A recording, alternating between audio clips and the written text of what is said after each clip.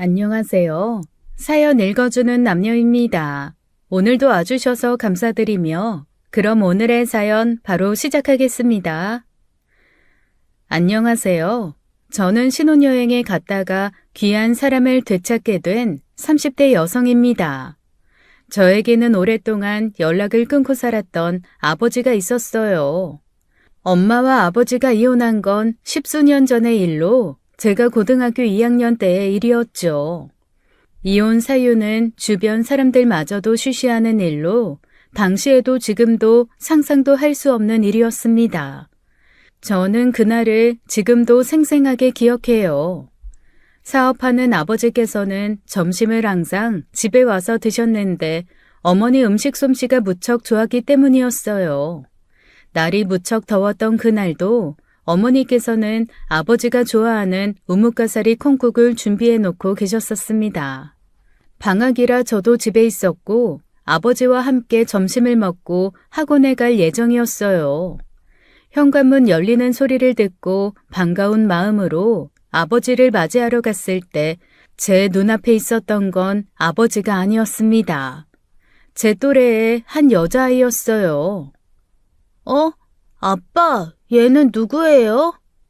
따로 얹을도 없이 여자애 한 명을 데리고 들어왔던 아버지께서는 무척 어두운 얼굴이었죠. 아버지께서는 제 물음에도 묵묵부답으로 대답도 하지 않은 채 저를 지나쳐 가셨습니다. 그러곤 거실 소파에 앉아 잔뜩 지친 표정으로 마른 세수만 했어요. 뒤늦게 나온 엄마가 무슨 일이냐고 재차 물었지만 섣불리 입을 열지 못하더라고요. 그 와중에 그 여자애는 꽂아 놓은 보릿자루처럼 제 옆에서 눈치만 보고 서 있었어요. 여보, 무슨 일이냐고. 쟤는 누군데? 미안해 여보. 내 딸이야.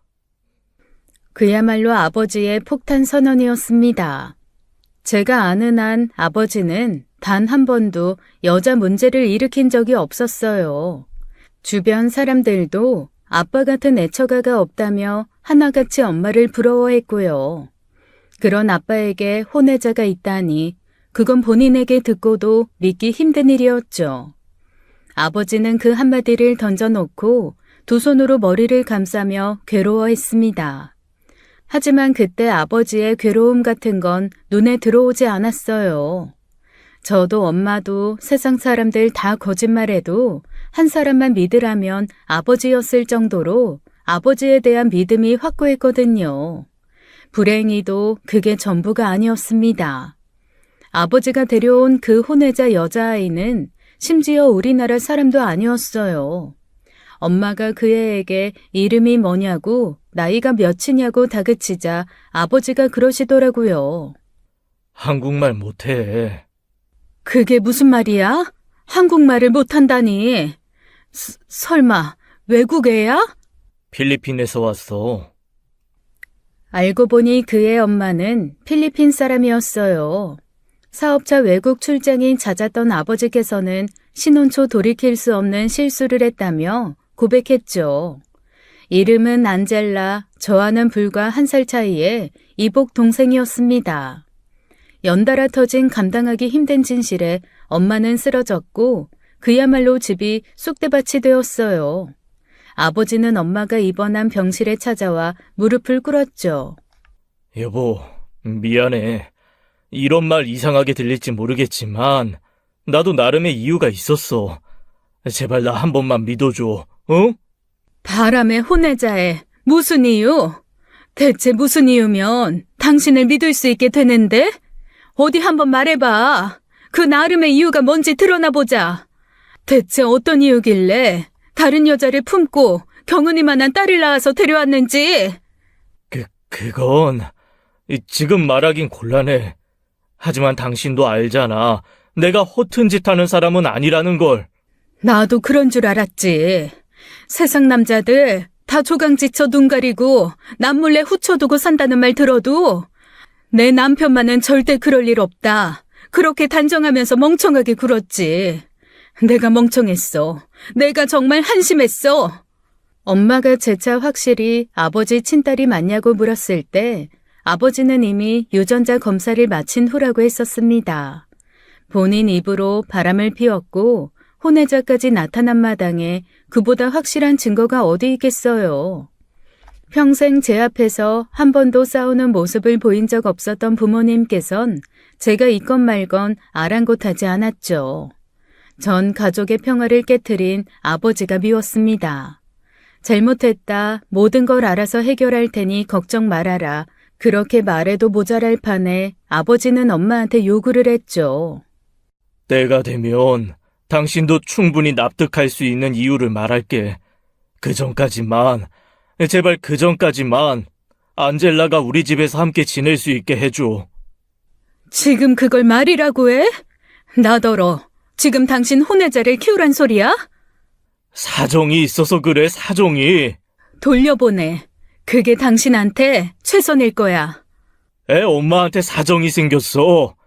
그동안 쭉 양육비를 붙이고 있었는데 당신도 알다시피 최근에 회사 사정이 안 좋아져서 그래서 몇 달 붙이지 못했는데 알고 보니 애 엄마가 아픈 모양이더라고. 가족이 막무가내로 보내버려서 다시 보낼 수도 없어. 그거야 개사정이야. 내가 지금 당신 혼외자 가정사까지 배려해줘야 돼? 여보, 정신 차려. 당신 지금 당장이라도 그 애 내보내겠다고 빌어도 모자랄 판이야. 그걸 모르겠어? 여보, 제발. 알고 보니 아버지가 모르고 있었던 사실도 아니더라고요. 아이가 태어난 후 필리핀에서 연락이 왔었대요. 아버지는 매달 양육비를 붙여주겠다고 약속했고 무려 16년 동안 엄마에게 그 사실을 숨긴 채 약속을 지켜왔던 거고요. 회사 사정이 좋지 않아 안 보냈다고 했지만 엄마는 뭔가 이상하다고 하셨습니다. 필리핀에 뭐 수백 보냈어? 회사 사정이 어려워졌다고 그 돈 몇 푼을 안 보내서 이 지경이 됐다는 게 말이 돼? 그만큼 숨기고 살았으면 앞으로도 죽을 힘을 다해서 숨겼어야지. 나랑 경은이한테는 어떻게든 숨겼어야지. 미안해. 정말 미안해, 여보. 아버지는 죄인처럼 그저 미안하단 말만 반복했습니다. 엄마가 너무 괴로워하고 힘들어하셔서 저는 끼어들 틈이 없었어요. 솔직히 처음엔 그냥 꿈처럼 현실감이 느껴지지 않았었습니다. 그러다 차츰 그 아이와 함께 지내게 되면서 저도 아버지와 그 상황에 대한 분노가 올라오기 시작했어요. 엄마가 키우겠다고 한 것도 아닌데 아버지는 그 애를 집으로 들여 방 하나를 내주었거든요. 저와 비슷한 침대와 책상을 사주고 저와 같은 학교도 보내겠다고 하면서요. 싫어. 나랑 같은 학교 보내면 나 콱 죽어버릴 거야. 경은아. 쪽팔려. 애들한테 쪽팔리다고. 친구들이 날 뭐라고 생각하겠어? 우리 집 잘 산다고, 다정한 아빠 있어서 부럽다고, 지금까지 부러움만 샀었는데 이제 와서 아빠가 필리핀 여자랑 바람 피워서 낳은 동생 있다고 하면 다들 어떻게 생각하겠냐고. 그렇다고 안젤라를 집에만 둘 수는 없잖아. 안젤라도 학교도 가고 공부도 해야지. 내 알바야? 아빠가 알아서 과외 선생을 붙여서 가르치던지 우리 학교랑 먼 곳으로 보내든지 하면 될 거 아니야. 난 분명히 말했어. 같은 학교 오면 나 학교 안 가. 그냥 콱 죽어버리는 게 나아. 평생 외동으로 자라 온갖 친인척과 부모님의 사랑을 독차지하면서 자란 저예요. 이기적이라고 생각할지 모르겠지만 그때 우리 집에 들어온 그 여자애는 마치 범법자처럼 느껴졌습니다. 정당하지 못한 방법으로 제 자리와 행복한 가정을 무너뜨린 몹시 나쁜 애예요. 아버지에게도 분명 그 애에 대한 책임이 있었지만 엄마는 그 애를 키워줄 그 어떤 의무도 없는 거잖아요. 저도 아빠가 갔다는 이유로 그 애를 제 동생으로 받아줄 필요도 없었고요. 퇴원 후 집에 돌아왔던 엄마는 며칠 그 애를 마주하다가도 도저히 못 견디겠다며 외가로 가버리셨습니다. 그래서 외가에서도 그 사실을 알게 됐고 이혼 이야기가 나온 거예요. 지금 자네, 내 딸 보고 자네 혼외자 키우라고 데려온 거야? 이게 지금 말이 된다고 생각해? 나 이건 그대로 못 넘어가. 절대 용서 못해. 죄송합니다, 장모님. 죄송이고 나발이고 나 인정 못하니까 당장 갈라서. 나는 자네같이 생각이 썩어 문드러진 사람한테는 내 딸도 내 소녀도 더는 못 맡기네. 장모님, 제가 평생 다 갚고 살겠습니다. 이 사람이 엎드리라면 엎드리고 길하면 길게요. 제발 한 번만 봐주십시오. 경은 엄마, 내가 잘못했어. 당신 하라고 하는 대로 다 할게. 제발 한 번만 봐줘. 대체 왜 돌려보내지 않는 건가? 예? 양육비 문제면 어떻게든 돈 마련해서 해결해주고 보내면 될 일인데 왜 쟤를 집에 들여서 문제를 키우냔 말이야? 그게... 외할아버지가 추궁하고 나서야 아버지는 그 애가 한국에 있을 수밖에 없는 이유를 이야기하더군요. 실은 양육비 문제뿐만이 아니었대요. 그의 엄마는 평생 자기 집에 아버지의 존재를 숨기며 양육비만 받고 살았는데 그의 외삼촌이 한국에 있는 아버지의 존재를 알아버린 거예요. 그 뒤로 가족들에게 사실을 말하겠다며 돈을 요구했고 그렇게 보낸 돈이 여러 차례였답니다. 돈줄이다 생각했는지 갈수록 요구가 심해졌고 결국 아버지께서는 자포자기하듯 돈줄을 끊어버린 거예요. 그랬더니 아버지가 버리고 간 코피노라고 한국인 선교사 단체의 도움을 받아 애를 한국에 보낸 것이고요. 다시 돌려보내면 코피노 버리고 간 한국인 아버지라고 한국 사회에서도 매장하겠다 협박했나 보더라고요. 결국 아버지는 그 여자애를 책임지기로 결심한 거예요. 솔직히 말하면 내내 마음에 걸렸습니다. 경은이 잘하는 거 보면서 안젤라도 저만큼 잘했을 텐데 싶어 편치 않았어요. 그래서 뒤늦게라도 책임지려고. 그래서 그런 겁니다. 방법이 한참 잘못됐지. 그런 일이 있으면 진작 경은 엄마랑 상의했어야지. 자네는 밖에서 돈이나 벌어오고 집에 있는 시간도 별로 없으면서 그 책임지겠다는 말이 결국 내 딸 고생시켜 혼외자에 대한 죄책감 덜겠다는 소리 아니야. 자네가 애 밥 해먹이고 학교 보내는 건가? 그 알량한 돈 몇 푼 가지고? 죄송합니다. 정말 죄송합니다, 장인어른. 그래도 이혼만은 안 됩니다. 경은이도 있잖아요. 이 경은이 생각했으면 애초에 이런 문제를 만들어선 안 됐지. 외할아버지와 외할머니께서는 냉정하셨습니다. 엄마도 이혼 쪽으로 이미 마음을 굳히셨고요. 하루도 그냥 지나가는 날이 없이 고성이 오가는 집에서 그 애는 묵묵히 방 안에만 있었어요. 당시엔 한국말을 몰랐지만 눈치껏 자기 때문에 싸우는 거라는 건 알았겠죠. 이혼을 앞둔 어느 날 엄마가 저를 부르더라고요. 경은아, 엄마가 정식으로 얘기한 적은 없지만 너도 다 컸으니 돌아가는 사정을 보고 알았을 거야. 아무래도 엄마랑 아빠는 이혼하게 될 것 같아. 아빠는 그 여자애를 돌려보내지 않겠다고 했으니 아빠랑 함께 살게 되면 그 여자애랑 살게 되겠지. 싫어. 엄마랑 아빠랑 이혼해서 따로 떨어져 살아야 한다면 난 엄마 따라갈 거야. 쟤랑 같이 살기 싫어. 그래. 엄마 아빠 일 때문에 너한테 상처 준 것 같아서 엄마가 너무 미안하다. 이게 어떻게 엄마 잘못이야. 아빠 잘못이지. 아빠는 오래전부터 엄마를 배신하고 있었던 거잖아. 나도 아빠 용서 못해. 절대 못해. 결국 부모님은 그 일로 이혼하게 되었습니다. 제가 아버지를 더욱 용서하지 못하겠다고 한 건 결과적으로 아빠가 선택한 게 그 여자애였기 때문이었어요. 외가에서도 엄마도 그 여자애를 필리핀으로 다시 돌려보내면 이혼만큼은 다시 생각해 보겠다고 했었는데도요. 표면적으로는 엄마와 제가 아빠를 버린 것이었지만 저는 아빠가 저희를 버린 거라고 생각해요.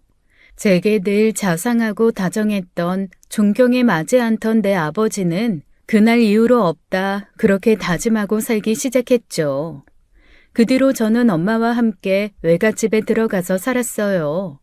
여유 있는 외가 덕분에 이혼 후에도 저는 부족함 없이 자랐죠. 고등학교를 졸업한 후 대학에 들어간 후 아버지로부터 축하 연락이 왔지만 답장은 하지 않았습니다. 시간이 흐른다고 해서 아버지로부터 받은 배신감이 쉽게 사라지지 않더라고요. 그 후로 아버지를 다시 만난 건 헤어져 산지 5년이 지난 뒤인 할아버지 장례식장에서예요. 부모님의 이혼 후 거의 뵙지 못했지만 첫 손주라고 저를 굉장히 예뻐하셨던 분이었고 감사한 마음이 있어 참석했죠. 아유, 경은아, 이게 얼마만이야? 잘 지냈어? 대학 들어갔던 소식은 들었는데 학교는 잘 다니고 있고? 네, 잘 지내고 있었어요. 곧 졸업인데요, 뭐. 할아버지는 돌아가시기 전에 한번 찾아뵀는데 이렇게 빨리 돌아가실 줄은 몰랐어요. 그러게, 갑자기 합병증으로 폐혈증이 와서 우리도 어떻게 손쓸 새가 없었어. 아버지가 너 한 번만 더 보고 싶다고 그렇게 말씀하셨는데 아버지가 그렇게 보고 싶다던 경은이 왔어요. 보고 계시죠? 얼른 앉아라. 배고프지? 네 엄마는 안 오겠대? 네, 일이 있으셔서. 그래, 불편하게 뭐하러 오겠어. 너만 오면 됐지. 안젤라, 수육 한 접시 넉넉하게 좀 채워서 가져와라. 그곳에는 이복 동생 안젤라도 있었습니다.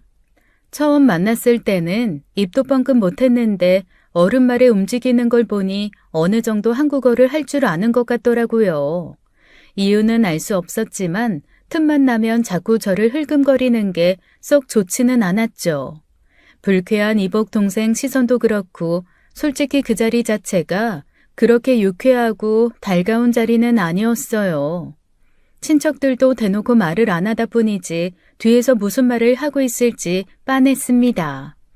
대놓고 아버지의 혼외자가 함께 있는 장소에 제가 나타났으니 원치도 않는 연민을 얼마나 하고 있겠어요. 그렇게 한참 대화를 나누던 중 화장실에 가기 위해 일어난 때였을 거예요. 갑자기 안젤라 그 애가 다가와 제게 말을 거는 겁니다. 저는 그 애와 함께 말을 섞고 싶지 않았어요. 그래서 모르는 체하며 화장실로 들어가 버렸죠. 그런데 그 애는 제가 화장실에서 나올 때까지 기다리고 있었더라고요. 잠깐만요. 저는 잔뜩 피곤하고 귀찮다는 표정을 노골적으로 드러내 보이며 그 애를 보았습니다. 시답자는 용건으로 불러세웠으면 가만두지 않겠다는 도전적인 표정으로요. 그런데 그 애는 갑자기 주머니에서 뭔가를 꺼내더니 제게 건네주더라고요. 뭔가 하고 봤더니 그건 시계였습니다. 이게 뭔데? 할아버지께서 꼭 언니 전해주라고 했어요. 놀랍게도 그 애가 건네준 건 할아버지의 유품이었습니다. 낡고 오래됐지만 꽤 비싼 브랜드의 시계였죠. 그러고 보니 오래전부터 할아버지가 종종 그 시계를 차고 있던 기억이 났어요. 하지만 할아버지가 제게 그 시계를 유품으로 남긴 이유는 알 수가 없었죠. 나한테 이걸 전해달라고 했다고? 왜? 몰라요. 그냥 그 말만 남기셨어요. 언젠가 때가 돼서 언니 만나면 반드시 전해달라고. 다른 말도 없이? 제 말에 이복 동생은 고개를 내저었습니다. 찝찝했지만 할아버지가 제게 남긴 유품이라고 하니 일단은 가지고 와서 서랍에 넣어두었죠. 그 시계의 진짜 가치를 알게 된 건 할아버지의 장례식이 끝난 지 한 달여 후의 일이었어요. 갑자기 아버지로부터 연락이 온 겁니다. 대학 입학 이후 문자를 보낸 적은 있어도 전화가 온 적은 없어 당황스러웠죠. 하지만 저를 더 당황스럽게 한 건 아버지의 다급한 용건이었어요. 경은아, 너 시계 가지고 있지? 시계라니? 할아버지 시계 말이야. 안젤라가 너한테 준 그 시계. 그제야 저는 서랍 속에 넣어놓고 까맣게 잊고 있던 시계의 존재를 떠올렸죠. 저는 일단 순순히 인정하면서도 삐딱한 대답을 했어요. 오랜만에 연락 와서는 할아버지 유품부터 찾는 아버지의 태도가 마음에 들지 않았거든요. 그랬더니 아버지는 또 굉장히 다급한 목소리로 그러는 겁니다. 그 시계 좀 얼른 다오. 내가 지금 갈게. 왜? 그건 할아버지가 나한테 남긴 유품인데 왜 아빠를 줘? 그게 그냥 유품이 아니야. 거기에 할아버지 금고키가 들어있어. 금고키? 무슨 금고키? 알고 보니 그 시계는 할아버지의 외국은행 계좌의 키였던 거예요. 상속 문제를 정리하는 과정에서 금고의 존재가 수면 위로 떠올랐고 생전 그 금고의 키를 제게 맡긴다는 유언장을 남긴 것이 밝혀진 겁니다. 이복 동생이 제게 시계를 건넸다는 말을 듣고 그게 키라고 생각한 모양이더라고요. 그 금고 안에 뭐가 든 것인지는 모르겠지만 이제와 다급하게 저를 찾는 아버지를 보니 반발심이 들더라고요. 내가 왜 그걸 아빠한테 줘야 하는데? 뭐? 경은아, 아빠 그거 필요해. 지금 아빠 회사 부도 나기 직전이라고. 거기에 해답이 있을 거다. 뭐가 있는지는 모르겠지만 분명 할아버지 귀한 유산이 거기 있을 거야. 나는 모르는 일이야. 할아버지가 내게 남긴 거고 어떻게 쓸지는 내가 정해. 나한테 이래라 저래라 하지 마. 아빠는 그럴 자격 없어. 경은아, 제발. 저는 그대로 아버지의 전화를 끊어버렸습니다. 돌이켜 생각하면 제가 너무했다 싶지만 그때는 그게 아버지에게 복수할 수 있는 절호의 찬스라고 생각했어요. 우리 가족을 배신했으면서 엄마나 저에게까지 그 짐을 지우게 하려고 했으니까요. 그 뒤로도 아버지 고모할 것 없이 번갈아가며 연락이 오더라고요. 경은아, 제발 이렇게 부탁하마. 그 시계 좀 줘, 어? 할아버지가 아빠나 고모가 아닌 나한테 그 시계를 맡긴 걸 보면 그럴 만한 이유가 있겠지. 할아버지는 아빠 부도 막자고 그게 쓰이는 게 싫었을지도 몰라. 너가 가지고 있어봤자 쓸모 없잖아. 어디에 있는 어떤 금고인 줄도 모르면서. 알 필요 없어. 별로 알고 싶지도 않고. 고경은, 너 왜 이렇게 못되게 구는 거야? 아빠가 정말 이대로 망해버려도 넌 괜찮아? 그래도 난 네 아빠야. 널 실망시켰지만 결국 너 낳고 그만큼 키운 게 나라고. 그럼 끝까지 책임졌어야지. 아빠는 엄마랑 나를 기만한 거야. 평생 그렇게 엄청난 비밀을 숨겨놓고도 뻔뻔하게 엄마한테 그 애를 키우게 하려고 했고 나랑 자매로 자라게 하려고 했어. 난 절대 용서 못해. 야, 경은아! 그 뒤로도 몇 번이나 연락이 왔지만 전 똑같이 대응했어요. 마지막엔 시계를 잃어버렸다고 응수했고 그 뒤로는 연락이 오진 않았습니다. 처음엔 그렇게까지 할 생각은 아니었어요. 적당히 마음이 풀릴 때까지 버티다가 결국 내줄 생각이었거든요. 하지만 생각해보면 할아버지가 처음부터 제게 그 시계를 맡긴 이유가 있을 것 같더라고요. 아버지 회사가 어려운 거야 할아버지도 알고 있었을 텐데 처음부터 아버지를 돕지 않고 무려 외국 은행에 비밀금고를 만들어 놓고 그 키를 제게 맡길 이유가 없잖아요. 그 생각을 하니 섣불리 키를 넘기면 안 되겠다는 생각도 들었고 엄마도 제가 하고 싶은 대로 하라고 했죠. 그 후 저를 찾아온 건 이복 동생이었습니다. 한국 생활 수년 만에 제법 한국인 태가 나는 게 말 안 하면 필리핀 혼혈인지 모르겠더라고요. 솔직히 아버지 일 후로 인터넷으로도 코피노에 관한 이야기도 많이 찾아봤어요. 그래서 아버지에 대한 반감이 더 심했을지도 모릅니다. 남의 나라에 가서 쾌락만 줬던 무책임한 사람들 때문에 태어난 수많은 코피노. 그 애가 내 이복 동생이고 내 아버지가 그 끔찍한 탄생에 일조했다는 게 너무 구역질이 나올 지경이었죠. 누구에게도 들키고 싶지 않았던 존재인지라 저를 찾아왔을 때 너무 놀랐습니다. 행여 그 애가 코피노라는 걸 알아보는 사람이 있을까봐 얼마나 마음 졸였는지 몰라요. 대체 여긴 어떻게 찾아온 거야? 누가 말해줬어? 부탁이 있어서 아버지 휴대폰을 몰래 찾아봤어요. 나한테? 무슨 부탁? 아버지, 용서해 주세요. 뭐? 그건 네가 끼어들 일이 아니야. 난 솔직히 너 마음에 안 들어도 너한테까지 나쁜 감정은 없거든?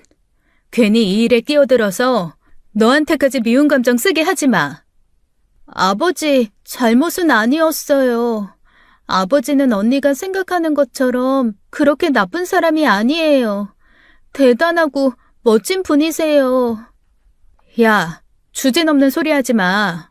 너한테야 10수년 동안 양육비 보내면서 최선을 다한 아버지겠지. 알고 보니 외국에 혼외자 낳아놓고 출장 핑계로 외국 드나든 아버지를 가진 건 네가 아니라 나야. 언니가 화가 난 이유는 충분히 알고 있어요. 저는 그냥 그 말 꼭 해주고 싶었어요. 아버지 잘못만은 아니에요. 그 애는 정말로 딱 그 말만 하고 자리에서 일어났습니다. 아니, 그럴 거면 문자 메시지를 보내든지 전화로 하면 되잖아요. 그런데 갑자기 생각지도 못할 때 찾아와서는 심각한 표정으로 아버지 잘못은 아니라느니 용서해 달라느니 그런 말을 할 건 또 뭔가요? 찝찝한 여운을 남기고 사라진 뒤 그날 저는 엄마와 한 방에 자며 물었습니다. 엄마, 내가 아빠한테 할아버지 키 안 준 거 말이야. 괜찮겠지? 괜찮아. 할아버지가 네 아버지 도와줄 생각이었으면 그 키를 네 아버지한테 줬겠지. 너한테 남겼겠어? 안젤라 그 애는 그게 뭔지 알고 나한테 순순히 줬을까? 알고도 줬을까? 모르고 줬겠지. 그게 금고 열쇠인 줄 알았으면 줬겠어? 딱 봐도 그냥 낡은 시계 같으니 그냥 유품이라고 생각하고 준 거지.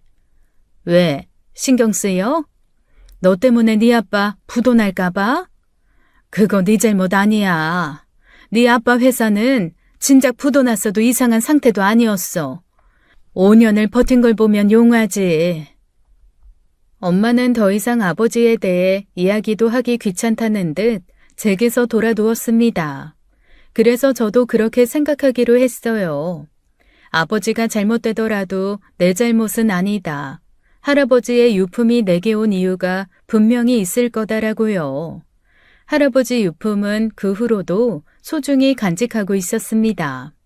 겉보기에는 멀쩡한 시계일 뿐인데 그게 어떻게 키가 된다는 건지 알 수는 없었지만요. 대체 그 금고에 뭐가 있길래 싶은 궁금증이 있긴 했지만 더는 생각하지 않으려 서랍 깊숙한 곳에 넣어놓았죠. 그 뒤 아버지 회사가 최종 부도 처리가 되었다는 소식이 고모로부터 전해졌습니다. 그렇다고 저를 원망하거나 서운해하는 기색은 없었어요. 아무튼 그렇게 돼서 네 아빠 당분간은 백수야. 네. 경은아, 아직도 아빠가 많이 원망스럽고 그래? 그냥 뭐 그렇죠. 고모야말로 제가 원망스럽진 않아요? 제가 할아버지 시계만 내놨어도 그렇게까지 되진 않았을 수도 있는데. 그때는 막상 회사가 망한다고 하니까 급해서 너한테도 연락했는데 전부터 문제가 많았던 회사잖아. 그때 할아버지 유산으로 급한 불 끈다고 해도 나중에 분명히 문제가 생겼을 거야. 네 아빠 원래 오너 체질은 아니었어. 엄한 데 관심이 많아서 회사 비우는 날도 잦았고. 그냥 그래도 네 아빠 일이니까 알고는 있으라고 말하는 거야. 너무 신경 쓰지 말고. 알았어요, 고모. 고마워요. 정체가 밝혀지지 않은 유산이라 궁금할 법도 했는데 고모는 끝까지 더는 묻지 않더라고요. 그렇게 친가와의 인연도 점점 희미해질 무렵이었습니다. 그로부터 1년 정도가 지났을 거예요. 아버지 소식은 듣지 못했지만 아버지 회사가 그렇게 된 게 제 탓은 아닐 거라는 위안을 하고 살던 어느 날이었죠. 졸업 후 회사 생활을 하던 도중 오랜만에 아버지 번호로 연락이 왔더라고요. 망설이다가 회사 근처 카페에서 아버지를 만나게 됐는데 그 1년 사이에 많이 수척해져 있었습니다. 이미 자포자기라도 한 듯한 얼굴로 저를 보자마자 웃는데 솔직히 울컥 눈물이 날 것 같았어요. 아버지 앞에선 절대 눈물을 보이지 않겠다 간신히 참으며 애써 날선 목소리로 쏘아댔죠. 게다가 그 옆엔 아버지와 함께 이복 동생도 함께였거든요. 뭔데? 왜 여기까지 찾아온 건데? 아이, 그냥 오랜만에 우리 경훈이 얼굴 좀 보고 싶어서 왔지. 나보다 더 귀한 딸이 있을 텐데 이제 와서 뭐하러? 그렇게 말하지 마. 그렇게 말하면 아빠 마음 아파할 거 뻔히 알면서 왜 말을 그렇게 밉게 해? 미운 사람이니까 밉게 나오지. 엄마랑 나 버리고 다른 딸이 좋다고 가버린 아빠를 그럼 안 미워하고 배겨? 그런 거 아니야. 아빠한테는 세상에서 가장 소중한 사람을 꼽자면 우리 경은이 하나인데 그건 100년이 지나도 절대 변하지 않을 사실이야, 경은아. 애써 아빠랑 살겠다고 찾아온 딸 옆에 두고 그런 말하면 미안하지도 않아? 언니, 넌 끼어들지 마. 너 나오는 줄 알았으면 오지도 않았어. 대화하면 할수록 잠자고 있던 분노가 다시 일어났고 누군가 툭 치면 불같이 화를 낼 준비가 되어 있었어요. 원망이라는 건 잠깐 분노로 나타났다 사라지거나 옅어지는 게 아니더라고요. 안 보이면 마치 굴 속에서 오랜 겨울잠을 자는 호랑이처럼 잠자코 있다가 상대가 나타나는 순간 언제 그랬냐는 듯이 몸집을 키워 어마어마한 분노를 만들어냈죠. 모르긴 몰라도 막대먹은 집안에서 자랐더라면 그 순간 그 애한테 주먹질부터 했을지도 모를 일이었습니다. 아버지는 이복 동생을 노려보는 저를 보고 깊은 한숨을 쉬더니 그러시더라고요. 아빠, 다음 주에 필리핀으로 완전히 떠나려고 해. 결국 완전히 갈 모양이네. 본격적으로 제 엄마까지 데리고 새살림 차리시겠다? 지금 그거 보고하러 온 거야? 나한테? 아빠 양심도 없어? 아니, 아빠는 이제 가면 언제 또 볼지 기약이 없으니까 그 전에 제대로 얼굴 한번 보고 싶었어. 끝까지 이기적이네. 아빠가 보고 싶다고 내 속 뒤집어놔? 그것도 얘랑 같이 와서? 미안하다. 근데 경은아, 아빠 너무 원망하지 마. 언젠가는 경훈이 너도 아빠의 진심을 알아줄 날이 오겠지만 지금 네가 아빠를 너무 많이 원망하면 나중에 네가 너무 힘들어질까 봐 그게 너무 걱정돼서 그래. 그건 또 무슨 말도 안 되는 소리야. 내가 지금 아빠를 원망하는 걸 나중에 후회하게 될 거라는 거야? 웃기지 마. 그럴 일은 없어. 후회를 해도 잘못한 사람이 두고두고 할 일이지. 내가 왜? 저는 두 번 다시 볼 일 없는 아버지에게 있는 대로 마구 비난을 쏘아댔습니다. 아버지는 알겠다며 씁쓸한 웃음을 남긴 채 돌아섰고 그게 저희 부녀의 마지막이었어요. 몸이 안 좋은 건지 먼저 일어나 멀어지던 아버지는 이복 동생의 부축을 받고 사라졌고 두 사람이 사라진 자리에 혼자 남은 저는 눈물을 쏟았습니다. 그 눈물의 의미가 무엇이었는지 그때는 알지 못했어요.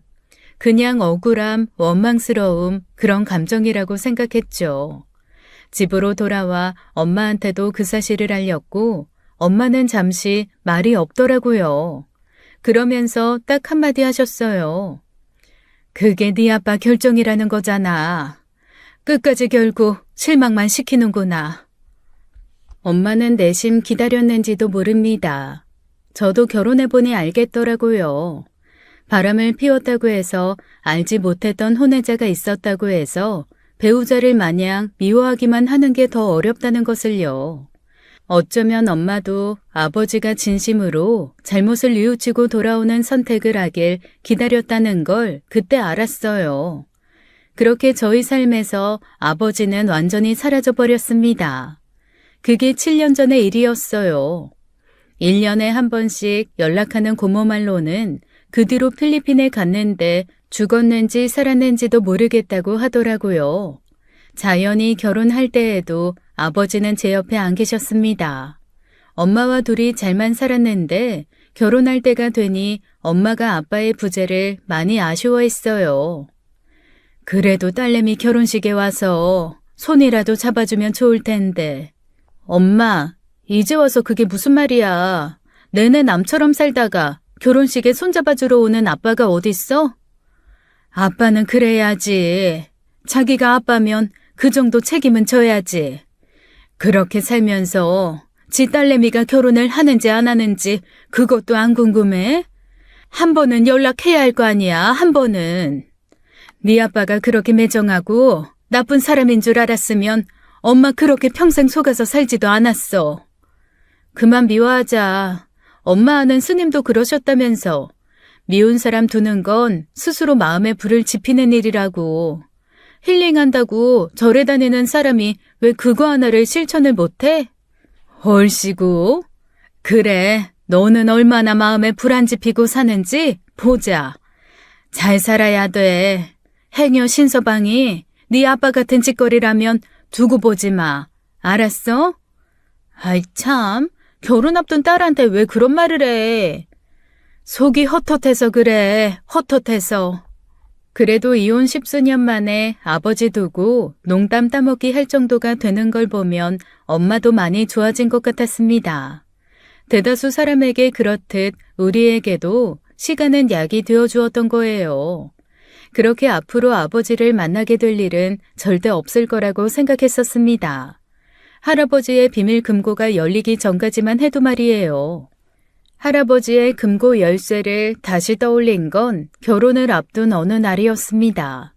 외할아버지와 외할머니가 돌아가신 후 줄곧 둘이 살았던 집을 정리하다 서랍에서 시계를 발견한 거예요. 그때까지만 해도 존재감도 없었던 그 시계가 왜 하필 그때 그렇게 거슬렸는지 모를 일이었습니다. 시계 뒤를 풀어보니 번호가 쓰여진 정말 얇은 종이가 들어있었어요. 그걸 보니 문득 금고를 찾아야겠다는 생각이 들어 고모에게 연락했죠. 금고? 그걸 찾아가겠다고? 이제 와서 뭐하러? 네 아빠 성화에 그렇게 닥달하긴 했다만 거기 별거 없을 거야. 네 할아버지 좀 괴짜 같은 구석이 있잖아. 이래저래 남은 재산 다 정리했는데 빠진 재산도 없어 보였고. 그래도 할아버지가 저한테 이걸 맡긴 이유나 좀 알아보고 싶어서 그래요. 그래, 그건 나도 궁금하긴 하더라. 그 금고 한국에 있어. 금고 키라고 하길래 우린 뭐 영화처럼 외국 금고나 되는 줄 알았는데 네 아빠가 알아보니 한국에 있는 사설업체래. 귀금속이나 문서 같은 귀한 거 맡겨주는 곳. 위임장이랑 서류 좀 준비해서 가야 할 거다. 안 그래도 네 아빠가 필리핀 떠나기 전에 맡긴 짐이 있는데 거기 한번 찾아볼게. 고모는 한참 뒤에 아빠가 남긴 짐박스에서 할아버지가 준비해놓고 간 위임장을 찾았다고 했습니다. 제 이름으로 되어 있어 아버지나 고모가 비밀번호를 알았어도 못 찾았을 거라고 하더라고요. 할아버지 금고에는 고모 말대로 거창한 재산이 있는 건 아니었습니다. 통장 하나를 엄마 앞으로 남긴다는 유언장 하나와 제 앞으로 된 편지 한 통이 전부였거든요. 알고 보니 그 금고를 대신 관리해주는 사람이 있었던 모양이었어요. 만약 금고를 열기로 결정했다면 그 선택을 존중하며 문제 해결을 위해 언제든 찾아달라는 명함 한 장도 있었죠. 일단 저는 할아버지의 편지부터 읽기 시작했어요. 할아버지의 편지는 첫 문장부터 충격적이라 눈을 뗄 수가 없었죠.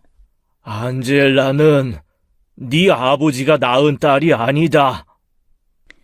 그 문장 하나를 읽는데도 얼마나 시간이 걸렸는지 모릅니다.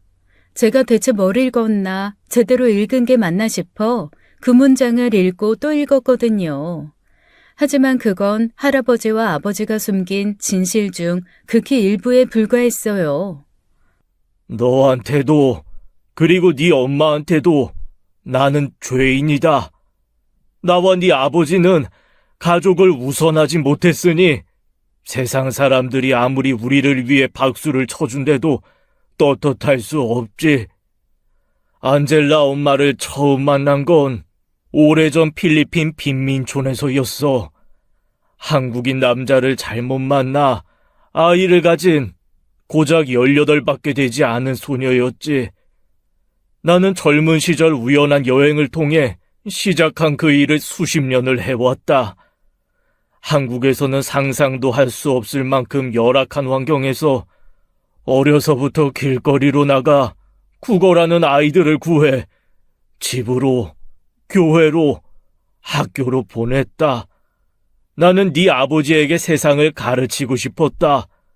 아버지로서 내가 하던 일에 자부심을 느끼게 하고 네 아버지에게도 그 일을 물려주고 싶었어. 누구도 돕지 못하는 남을 돕는 일을 할 때 살아있는 기분이 들곤 했거든. 그런데 그 일이 경은이 네 가족을 와해시키는 일이 될 줄은 꿈에도 몰랐다. 내 잘못이다. 내 선에서 끝냈어야 하는 일인데 내가 내 아들에게 그릇된 자부심을 심어준 것 같아 너무 미안했다. 나는 결코 가족을 나 몰라라 하면서까지 그 일을 하길 바라진 않았으니까. 할아버지의 편지에는 아버지께서 안젤라를 혼외자로 품을 수밖에 없는 사연이 쓰여 있었습니다. 할아버지와 함께 안젤라를 비롯한 많은 아이를 후원하고 있던 중 돈 많은 한국 사업가라는 이유로 못된 사람들에게 이용당하는 일이 생기고야 만 거예요. 그때 아버지가 말했던 것처럼 유전자 검사 결과지를 조작해서 코피노를 만들어버리고 간 파렴치한 사업가라고 소문을 내겠다며 돈을 요구한 것이죠. 아버지는 돈을 한 번도 보내지 않았고 할아버지와 그 문제를 위해 골머리를 앓던 중 돈을 요구한 사람들이 생각보다 무척 질이 나쁜 사람들이라는 걸 알게 된 거였습니다. 자신들의 목적을 위해서라면 사람들의 목숨 같은 건 아무것도 아닌 아주 나쁜 사람들이요. 아버지께 이혼을 권한 건 할아버지였대요. 그 사람들이 한국에 입국해 우리 모녀에게 해코지할지도 모르니 일단 분리시켜야 한다고 말이에요. 하지만 아버지는 그것을 받아들이지 않았고 할아버지와 큰 다툼을 하게 된 것이죠. 그 사이 그 사람들은 경고라도 하듯 안젤라를 아버지에게 보냈고 결국 안젤라를 데리고 있어야만 했던 아버지가 급히 꾸며낸 말이 혼외자라는 거짓 고백이었던 것입니다. 나는 그저 흉내쟁이였을 뿐이다. 왼손이 한 일을 오른손도 모르게 하라는 그 어설픈 명언으로 네 아버지를 가족으로부터 고립시킨 거야. 우리는 다시 필리핀으로 갔어야 했다. 안젤라의 동생들이 인질로 붙잡혀 있었으니까. 하지만 그때 내 병이 시작되었고 그 모든 일을 네 아버지 혼자 해결해야만 했지. 네 아버지는 너무 괴로워했다. 그제야 나는 내 아들에게 너무 무거운 짐을 준 것을 알고 후회했지. 늦었지만 모든 것을 바로잡을 기회를 주겠다고 했어. 내가 사람을 시켜 해결하겠다고, 그러니 가정으로 돌아가라고 했지만 네 아버지는 가지 않았다. 이미 엎질러진 물이라고 모든 것을 되돌린 후에 용서를 구하겠다고 말이야. 이 편지를 남기겠다고 했을 때 네 아버지는 강하게 반대했다. 일이 완벽하게 마무리되기 전까지는 너도 엄마도 알게 해선 안 된다고. 그 나쁜 사람들이 언제고 해코지할지도 모른다는 그 불안한 삶을 주고 싶지 않다면서 말이야. 경은아, 나는 네게 죄인이다. 네게서 아버지를 빼앗고 미래를 빼앗았으니 그 잘못을 어떻게 갚겠냐? 필리핀의 많은 아이들을 살리며 마치 내가 신이라도 된 것 같은 우쭐함에 취해 결국 내 가족, 내 손녀를 아프게 했으니 나는 지옥에 가더라도 할 말이 없다. 네 엄마에게도 미안하다 전해다오. 할아버지의 고백은 제 마음을 무겁게 만들었습니다. 그러니까 그 모든 게 어려운 사람을 돕고자 했던 그 마음 하나가 어긋나 생긴 일이었어요. 아버지는 저와 엄마가 위험에 처해 있다고 생각해 그런 결심을 했던 것이었고, 수년을 준비한 끝에 전쟁을 끝내고자 직접 필리핀으로 간 후 지금까지도 연락이 없던 것이었습니다. 심장이 쿵 하고 저 밑으로 굴러 떨어지는 것만 같았어요. 죽었는지 살았는지 모르겠다는 고모의 말이 귓전을 때려 괴로웠죠. 문득 함께 들어있던 명함이 떠올라 바로 연락을 드렸어요. 중년의 남자는 제 전화를 받자마자 기다렸다는 듯이 그러더군요. 원하신다면 아버지를 찾을 수 있습니다. 그게 정말이에요? 살아는 계세요? 최근까지 제가 알아본 바로는 살아 계세요. 회장님께서 돌아가신 후 제게 남긴 부탁이 있어 줄곧 지켜보고 있었습니다. 필리핀에 가신 후 다행히 그 못된 사람들을 붙잡아 경찰에 넘겼는데 이상하게도 돌아오시지는 않더군요. 그 남자 말로는 아버지는 이미 그곳에서 원하는 바를 다 이뤘다고 했습니다. 늦었지만 안젤라의 동생들도 모두 구했고 그 사람들이 데리고 있던 아이들을 모두 구출해냈대요. 그런데도 여전히 그곳에 남기를 택한 것이었습니다. 자세한 건 직접 가서 확인하는 수밖에 없다고, 원한다면 아버지의 거처를 알아봐 주겠다고 했죠. 저는 그 자리에서 결심했어요. 할아버지가 한 말이 사실인지 저와 엄마를 버리면서까지 아버지가 지키고자 했던 게 뭔지 직접 물어보겠다고요. 그러나 결혼식을 앞둔 상황에서 필리핀으로 가는 게 쉽지는 않았습니다. 결국 처음으로 남편이 될 사람에게 제 아버지 이야기를 모두 털어놓게 된 거예요. 남편에게는 아버지가 가족들 몰래 혼외자를 둔 이유로 이혼한 뒤 의절했다고만 말했었거든요. 모든 사실을 듣게 된 남편은 생각보다 무거운 진실에 아무 말도 하지 못했고, 신혼여행을 취소하고 결혼식을 올린 뒤에 필리핀에 가는 것을 동의해 주었죠. 미안해, 오빠. 그리고 너무 고마워.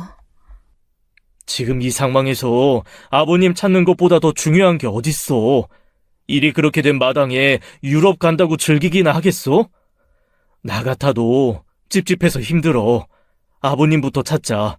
유럽은 그 뒤로도 얼마든지 갈 수 있으니까. 엄마한테는 먼저 말하지 않았어요. 말하더라도 아버지를 먼저 찾고 난 후에 말하는 게 맞다고 생각했거든요. 저희가 신혼여행을 떠나는 그날까지도 엄마는 저 혼자 식장에 들어간 것만 아쉬워했어요. 그렇게 필리핀에 도착한 저희는 할아버지의 조력자분께서 준비해 주신 택시를 타고 아버지를 찾아 나섰습니다.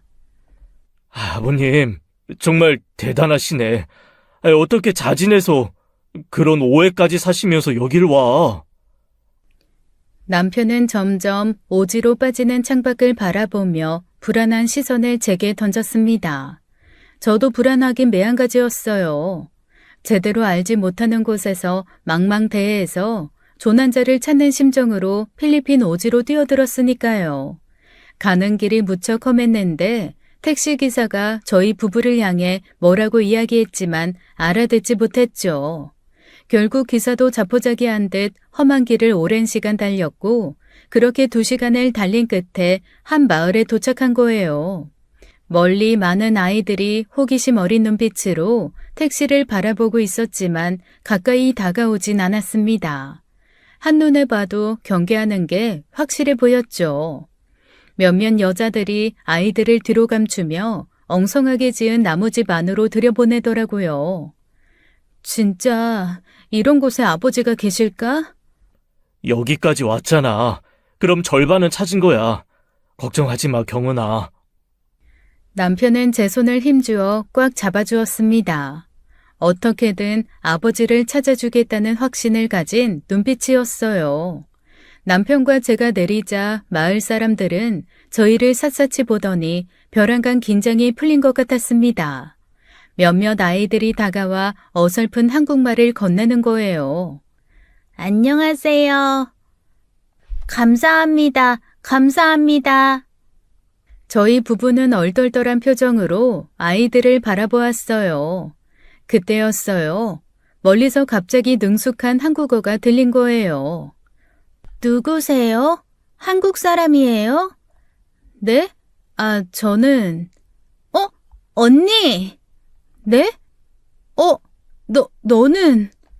놀랍게도 그 능숙한 한국어를 하던 사람은 그동안 제가 이복 동생인 줄만 알았던 안젤라였습니다. 안젤라는 소쿠리 같은 걸 끼고 나와선 거의 내던지다시피 하고 제게 달려왔어요. 어떻게 왔어요? 아버지 찾으러 왔어요? 아빠 여기 있어? 아빠 계신 거 맞아? 안젤라는 기다렸다는 듯이 고개를 빠르게 끄덕였습니다. 그리고 제 손을 잡으며 어디론가 급하게 끌고 갔어요. 그곳은 정말 오지 마을이었습니다. 어설프게 연결된 전구가 주렁주렁 매달린 집들 가운데로 함께 공유하는 커다란 마당이 있었죠. 안젤라는 저를 그 마당 한켠에서 한참 나무를 가지고 씨름하고 있는 한 남자 앞으로 데려갔어요. 그리고 저는 그 남자를 보자마자 숨을 헛하고 들이마시며 다리에 힘이 풀려 주저앉고 말았습니다. 아빠! 바쁘게 나무를 깎던 아버지의 손이 허공에서 멈추더라고요. 저를 믿기 힘들다는 듯이 빤히 쳐다보았죠. 제가 아빠 맞아 하고 되물어도 다른 반응도 없어요. 이상하다고 생각해 안젤라를 올려다보자 안젤라는 심각한 표정으로 아버지를 다그치더라고요. 아버지 딸 경은 언니잖아요. 몰라요? 아빠, 왜 이래? 대체 왜 이러는 거야? 아버지, 연기하지 마요. 다 알면서 왜 모르는 체예요? 언니 여기까지 왔어요. 아버지 찾으러 여기까지 온 거라고요. 안젤라가 다그쳐봤지만 아버지는 꿈쩍도 하지 않았습니다. 저를 앞에 두고도 마치 모르는 사람인 것처럼 귀찮다는 듯이 다시 칼질만 했으니까요. 저는 무척 당황스러워 안젤라와 아버지를 번갈아 가면서 바라보았어요. 안젤라는 안 되겠다는 듯 깊은 한숨을 내쉬었죠. 일부러 그러는 거예요. 그게 말이 돼? 아빠, 나라고, 나 지금 모른 체 하는 거야? 왜? 대체 왜? 안젤라는 저와 남편을 다른 곳으로 안내했습니다. 마당이 훤히 내다보이는 집이었어요. 안젤라는 그곳이 아버지가 머무는 방이라고 했습니다. 집이라고 하기엔 너무 작고 방이라고 하기엔 벽도 없는 커다란 원룸이었어요. 아무리 빨아도 지워지지 않는 때가 묻은 옷가지 몇 개와 한국 슬리퍼, 그리고 탁상 위의 가족 사진. 그게 아버지가 가지고 있는 짐의 전부였죠. 아버지, 한국에 데려가요. 하늘이 제 기도를 들어준 것만 같아요. 그게 무슨 말이야? 아버지 아파요. 여기 병원에도 갔는데 여기서 못 고쳐요. 그래서 한국에 가라고 했는데 안 가요. 못 간대요. 그건 또 무슨 말인데. 아프긴 어디가 아파. 왜 어디가? 아버지를 찾았다는 기쁨도 잠시 아버지가 아프단 이야기에 하늘이 무너지는 것만 같았습니다. 안젤라 말로는 아버지가 극심한 보통을 호소하며 쓰러진 게 6개월 전이었다고 해요. 근처 마을 사람들의 도움으로 병원에 갔지만 더 큰 병원으로 가게 했고 더 큰 병원에 갔더니 거기선 해줄 수 있는 게 없다고 했죠. 알고 지내는 한인들이 빨리 귀국하라고 그러다 죽겠다고 안달했지만 병원에서 탄 진통제로 그저 버티고만 있었던 겁니다. 듣다 보니 울컥 화가 치밀어 오르더라고요. 잘한 게 뭐가 있다고 끝까지 자기 고집만 내세우나요. 저는 그 길로 다시 아버지에게 달려가 쏘아붙였습니다. 잘한 게 뭐가 있다고 버티고 있어? 죽고 싶어서 그래? 왜? 끝까지 엄마랑 내 가슴에 대못 박아둬야겠다 싶어? 그게 아빠 소원이야? 경은아, 진정해. 말해봐, 아빠, 무책임한 사람 맞아. 여기 있는 애들 다 아빠가 구했다고 아빠가 착한 사람인 줄 알지? 아니, 아빠는 무책임하고 아주 못된 사람이야. 아빠 신념 지키겠다고 나랑 엄마 버리고 갔잖아. 나랑 엄마한테 씻을 수 없는 상처를 주면서까지 아빠 고집대로 산 거잖아. 경은아, 근데 누구 마음대로 죽어? 누가 멋대로 죽으래? 아빠 못 죽어. 내가 평생 옆에 두고 아주 두고두고 원망할 거야. 수술도 시키고 치료도 받게 해서 내가 아주 오랫동안 원망할 거라고. 결국 저는 남편 품에 안겨 오랫동안 눈물을 쏟아내었어요. 그때 지켜보고 있던 아이들이 하나둘 모여들더니 제 주변으로 다가와 저를 감싸 안는 거예요. 희고 맑은 눈동자의 아이들이 괜찮다는 듯이 다독이는 그 시선에 저는 또 눈물을 왈칵 쏟았죠. 그때 어렴풋이나마 알 것 같더라고요. 아버지가 기어이 필리핀으로 돌아올 수밖에 없었던 이유를요.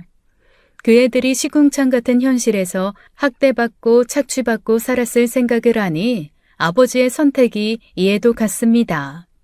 한참 눈물을 쏟고 아버지가 지냈다는 방에 모로 누워있을 때였어요. 멀리 마당이 내다보였는데 아버지와 남편이 함께 이야기하는 모습이 보이더라고요. 뭐라고 하는지 들리진 않았지만 남편이 연신 아버지의 등을 쓸어내리고 있었죠. 저는 넋을 놓고 그 모습을 한참 보고 있었습니다. 마치 꿈 같더라고요. 금고를 여는 그 순간부터 지금까지 무서우리만큼 생생한 꿈을 꾸는 것 같았어요. 어렴풋이 새가 지저귀는 소리와 벌레 우는 소리가 들렸고 제 다리 위로도 개미가 지나갔죠. 그때 멀리 있던 아버지가 저를 올려다보더라고요. 그러면서 남편을 두고 혼자 다가와 아무렇지 않게 툭 말을 던지더라고요. 엄마는 잘 있어. 건강해. 나 여기 온 줄은 몰라. 신혼여행 간 줄 알지. 결혼했어. 그게 궁금하긴 해? 날 밟거든. 돌아가. 혼자는 안 가. 경은아, 이제와 아빠가 한국에 가서 뭐해? 할아버지 금고 열었어. 그래도 달라지는 건 없어. 거기 뭐가 있었는지는 안 궁금해? 네 할아버지가 남겼으니 돈이나 편지 뭐 그런 거겠지. 아니, 또 있어. 진실, 그리고 미래. 아빠, 돌아가. 적어도 아빠가 우리 배신하거나 기만한 게 아닌 건 밝혀졌잖아. 아빠의 선택이 최선이었다. 이해한다. 솔직히 그런 말은 못해. 어떻게 가정이 있는 사람이 그런 선택을 할 수 있었는지, 내 남편이 그랬다고 하면 난 진실을 알고도 이혼했을 거야. 근데 돌아가서 엄마한테 용서는 구해야지. 평생 죽을 때까지 아빠 원망할 텐데. 아빠 그거 너무하다고 생각하지 않아? 원망 받을 짓을 했으면 원망 받아야지. 아프다며 치료 받아야지. 아빠, 제발 고집 그만 부리고 가자. 내 소원이야, 어? 지금까지 여기 있는 애들 위해서 살았으면 적어도 그 정도는 들어줄 수 있는 거잖아. 아버지는 아무 말이 없었습니다. 얼마나 울고불고 했는지 몰라요. 남편과 안젤라까지 가세한 것도 모자라 마을 사람들까지 나섰죠. 누가 시킨 것도 아닌데 갑자기 누군가 먼저 가세요 하고 한국말을 던지니 한 명, 두 명 모여들어 아버지께 그러더라고요. 가세요. 아버지, 가세요. 목소리가 하나둘 모여들다 보니 아버지도 생각이 많아진 것 같았습니다. 결국 그렇게 저희와 함께 한국에 가시게 된 거예요. 신은 있어요. 언니를 아버지께 데려오신 걸 보면. 미안했어. 그리고 그동안 우리 아빠 돌봐줘서 고마워. 아니요. 제가 더 미안했어요. 한국에서 지내는 동안 솔직하게 말하고 싶었는데 아버지 때문에 말 못했어요. 언니 힘들게 해서 미안해요. 아버지는 우리의 은인이에요. 친구에게 부탁해 한국에 오자마자 건강검진부터 받았습니다. 아버지는 위암이었어요. 진행이 많이 된 상황이었지만 천만다행으로 비관적인 수준은 아니었죠. 엄마한테는 수술 날짜를 잡고 나서야 찾아가 말했습니다. 공항에서 왔어야 할 저희가 며칠 전 한국에 왔고 아버지를 찾으러 필리핀에 갔다는 말을 듣고 엄마는 떡 벌어진 입을 다물 줄을 몰랐어요. 어찌나 놀랐는지 뭐라고 말을 한 것도 아닌데 벼랑간 울음을 터뜨려 저희를 난처하게 했죠. 너무 놀라서 그래. 놀라서. 네 아버지가 갑자기 왜? 무슨 일인데? 아빠 많이 아프다고 해서 데리고 왔어, 엄마. 그리고 안젤라 그 애 아빠 자식 아니래. 아빠, 엄마 배신한 적 없었어. 그날 저녁 엄마가 남편을 위해 애써 준비한 식사가 다 식도록 이야기는 끝나지 않았습니다. 모든 진실을 알게 된 엄마는 오열하며 견디기 힘들어했어요. 어떻게 그래? 어떻게? 사람이 어떻게 그런 거짓말을 해? 가족보다 더 중요한 게 어딨다고. 아휴, 미련한 사람, 미련한 사람. 만나면 말도 못하게 원망하겠다, 질책하겠다, 화도 내겠다 싶었는데 정작 두 분을 보자마자 눈물만 흘렸습니다. 엄마는 아버지 품에 안겨 소리내어 오열을 했고 저는 그제야 알았어요. 엄마는 오랫동안 아버지를 그리워했다는 것을요. 아버지 역시 엄마를 품에 안고 미안하다는 말만 거듭 반복했습니다. 부부란 거, 가족이라는 거 알다가도 잘 모르겠어요. 아버지의 진실을 알지 못했으면서 오랫동안 아버지를 그리워했던 엄마나 제 마음을 저도 잘 모르겠더라고요. 그 말을 듣던 남편은 복잡할 게 뭐가 있냐는 듯 그러더라고요. 그러니까 가족 아니겠어? 아버지는 수술을 무사히 마치고 회복 단계입니다. 기다리는 마을 사람들을 위해 아버지와 연결된 한인분에게 연락드려 아버지 소식을 전했어요. 그리고 상태가 더 많이 호전되면 엄마도 함께 다 같이 그 오지 마을을 다시 찾기로 했습니다. 엄마가 단단히 벼르고 계세요. 처자식을 버리고 선택한 곳이 대체 어떤 곳인지 두 눈으로 봐야겠다고요. 아마 갔다 오면 두 분 사이가 더 깊어지시겠죠. 지금까지 사연 읽어주는 남녀였습니다. 끝까지 시청해주신 여러분 감사드리며 저희는 다음 사연으로 돌아올게요. 감사합니다.